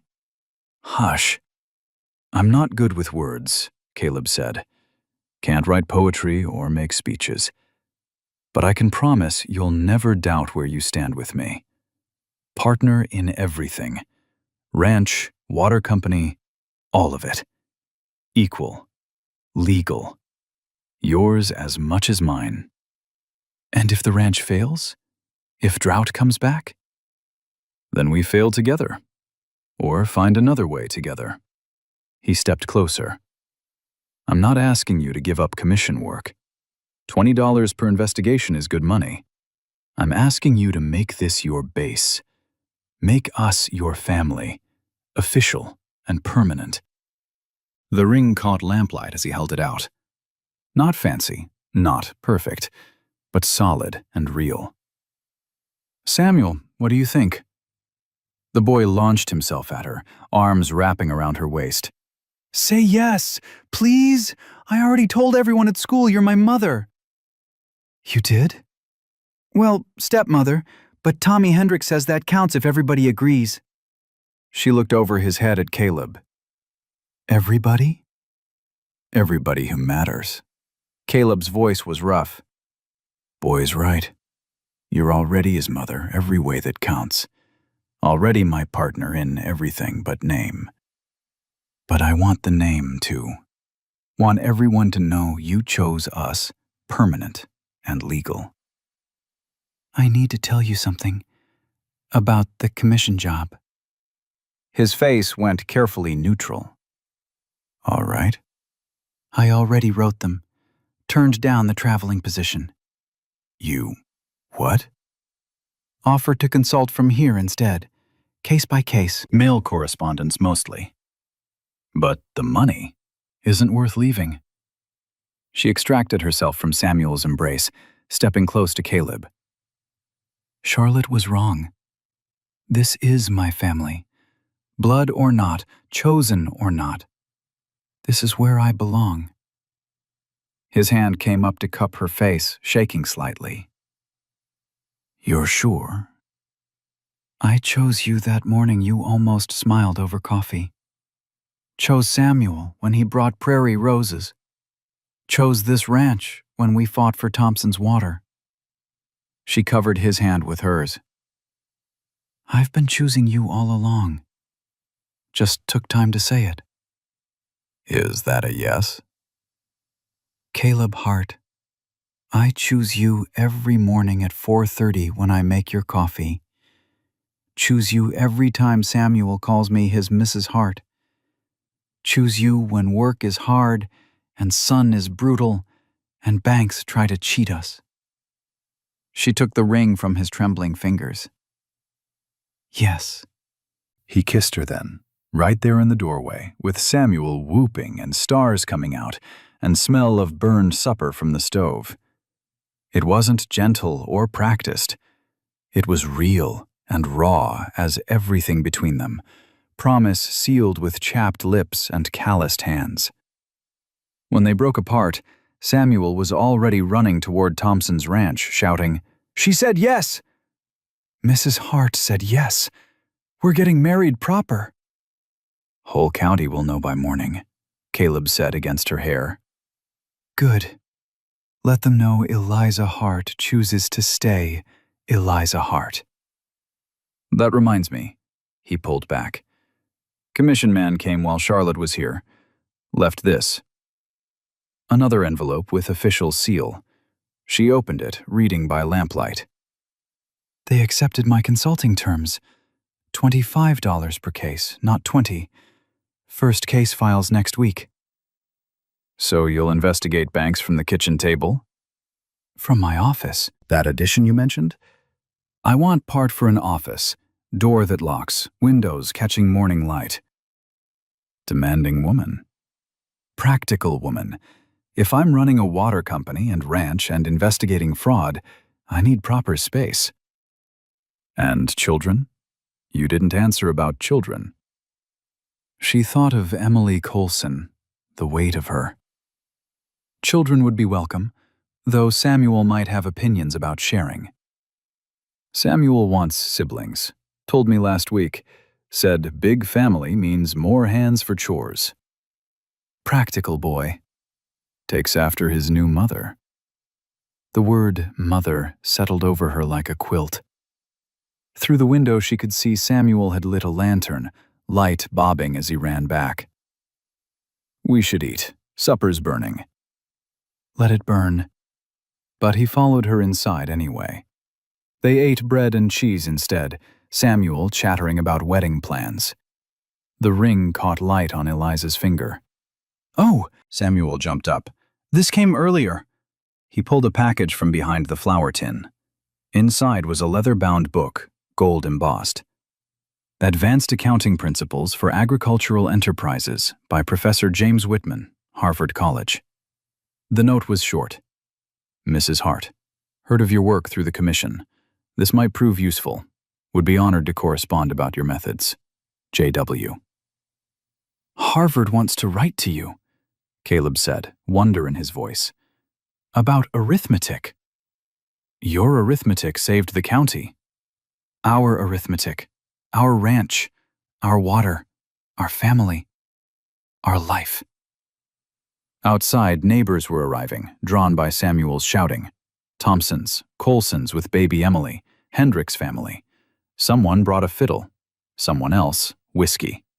Sarah Colson was crying happy tears. "Ready?" Caleb held out his hand.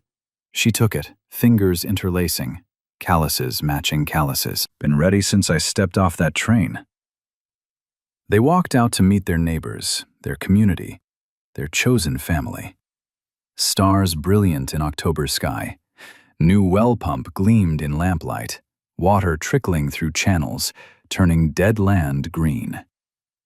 Charlotte was halfway to town now, carrying renunciation papers and $1,000 of guilt. Let her have them. Eliza had something worth more. Life built from arithmetic and courage, water and trust, choice and commitment. "Mrs. Hart," someone called. "Tell us wedding plans." She looked at Caleb, who nodded. "Saturday. This Saturday. Right here. Beside the well that saved us all." The cheer could probably be heard in town, maybe even Massachusetts, where two sisters would wonder at the sound and never know it was their discarded stone, becoming cornerstone of something beautiful. Daniel grabbed her hand, pulling toward the celebration. "Come on, Ma. They're dancing." Ma. Not Mrs. Hart anymore. Ma. She let herself be pulled into the circle, Caleb's arm solid around her waist, Samuel's hand tight in hers. The fiddle started, something lively and rough as the land. This was her choice. Not the elegant life her sisters had, not the respected position the commission offered, but this. Dust and drought and distance, arithmetic and irrigation, a man who showed love through fixed fences, and a boy who brought prairie roses. As they danced under October stars, she thought she heard something in the wind. Maybe Martha's approval, maybe Constance's blessing, maybe just water flowing where desert had been. Either way, she was home. The first time I saw Eliza Hart teach arithmetic to a room full of ranchers' wives, I understood how one woman could change an entire county. She stood at the church blackboard, chalk dust on her sleeves, showing them how Hutchins had been stealing through false numbers. "Check every receipt," she said. "Numbers don't lie, but the men writing them might." By noon, those women had found $400 in overcharges. By evening, they'd formed the Willow Creek Women's Accounting Society. They meet every Tuesday now, ledgers in hand, protecting their families with arithmetic. Some say Eliza's too plain to matter. They haven't seen her turn daughters into bookkeepers, sons into scholars. Beauty fades, cleverness entertains, but practical wisdom builds communities that last. Disclaimer.